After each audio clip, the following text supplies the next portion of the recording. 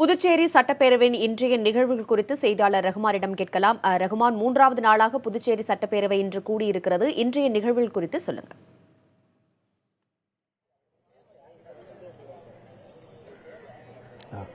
புதுச்சேரி சட்டப்பேரவையின் பட்ஜெட் கூட்டத்தொடரின் மூன்றாவது நாள் கூட்டம் இன்று காலை தொடங்கியது. கூட்டம் தொடங்கியவுடன் ஆளுநர் உரைக்கு நன்றி தெரிவிக்கும் தீர்மானத்தின் மீது உறுப்பினர்கள் பேச வேண்டும் என்று சபாநாயகர் தெரிவித்தார். இந்த நிலையிலே அதிமுக சட்டமன்ற உறுப்பினர் அன்பழகன் எழுந்திருத்து, அதாவது புதுச்சேரி மாநிலத்தில் நீட் தேர்வு எழுதிய மாணவர்கள் எத்தனை பேர் என்ற கணக்கை இதுவரை மாநில அரசு வெளியிடவில்லை.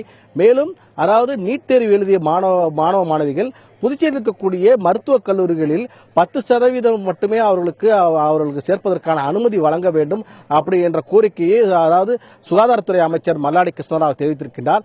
ஏனென்றால் அமைச்சரவையில் இது குறித்து முடிவு எடுக்கவில்லை. மேலும் சட்டமன்றம் நடைபெற்றிருக்கின்றது, சட்டமன்றத்தில் இது குறித்து விவாதிக்கவில்லை. அவர் மட்டும் தன்னிச்சையாக இது போன்ற ஒரு அறிவிப்பை வெளியிட்டிருக்கின்றார். இது ஊழலுக்கு வழிவகுக்கும். ஆகவே இன்றைய அலுவலகம் அனைத்தையும் ஒத்திவைத்துவிட்டு இது குறித்து மட்டுமே விவாதிக்க வேண்டும் என்று தொடர்ந்து வலியுறுத்தினார். இதற்கு அமைச்சரும் பதிலளிக்கவில்லை, சபாநாயகரும் ஒப்புதல் வழங்கவில்லை. இதனைத் தொடர்ந்து அதிமுக உறுப்பினர்கள் ஒட்டுமொத்தமாக அவையை விட்டு வெளியேறினார்கள். தொடர்ந்து அவை நடைபெற்றிருந்தது. மீண்டும் 10 நிமிடத்திற்கு பிறகு மீண்டும் அவைக்குள்ளே அதிமுக சட்டமன்ற உறுப்பினர்கள் சென்றார்கள். அப்போது தொடர்ந்து அவர்கள் அரசு மீது பல்வேறு குற்றச்சாட்டுகளை தெரிவித்தார்கள். இதற்கு எதிர்ப்பு தெரிவித்து காங்கிரஸ் திமுக சட்டமன்ற உறுப்பினர்கள் வாக்குவாதத்தில் ஈடுபட்டார்கள். கிட்டத்தட்ட 30 நிமிடத்துக்கு மேலாக கூச்சல் குழப்பம் ஏற்பட்டது. தொடர்ந்து இதற்கு பதிலளித்த முதல்வர் நாராயணசாமி, அதாவது இந்த நீட் தேர்வு குறித்து மத்திய அரசு மருத்துவ கவுன்சில் இதுவரை எந்தவித விளக்கமான அறிக்கை தரப்படவில்லை. விளக்கமான அறிக்கை கேட்டு நாம் அவர்களுக்கு கடிதம் அனுப்பியிருக்கின்றோம். மேலும் அதாவது இந்த நீட் தேர்வு எழுதிய மாணவர்கள் புதுச்சேரியில் இருக்கக்கூடிய கல்லூரிகளில் சேர்ப்பது தொடர்பாக மத்திய அரசு ஒரு குழு அமைக்க வேண்டும் என்று தெரிவித்திருந்தார்கள்.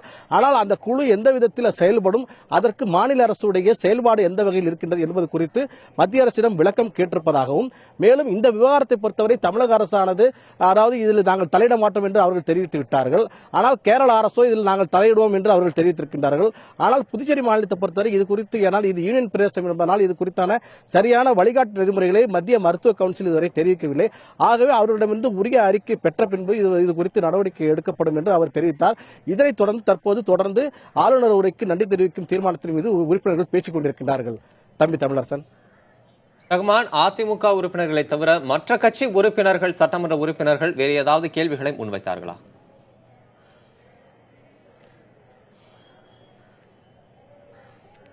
கண்டிப்பா, அதாவது இந்த ஆளுநர் உரைக்கு நன்றி தெரிவிக்கும் தீர்மானத்தின் மீது பேசிய திமுக சட்டமன்ற உறுப்பினர் சிவா, அதாவது கடந்த ஆட்சி காலத்தில் இலவச மிக்சி கிரைண்டர் ஆகியவற்றை வழங்குவதற்காக பல்வேறு அரசு பொதுத்துறை நிறுவனங்களிலிருந்து நிதியை எடுத்திருப்பதாகவும், இதனால் அந்த துறைகள் தற்போது முடங்கி போய் நிதி நெருக்கடி சிக்கியிருப்பதாகவும், ஆகவே நிதி நெருக்கடிக்கு கடந்த அரசு இலவச திட்டங்களை அளித்தது காரணமாக இந்த நிதி நிலை ஏற்பட்டிருக்கிறதாகவும், இதை உடனடியாக இந்த அரசு போக்க வேண்டும் என்று தெரிவித்தார். இதற்கு என்ஆர் காங்கிரஸ் சட்டமன்ற உறுப்பினர்கள் எதிர்ப்பு தெரிவித்தார்கள்.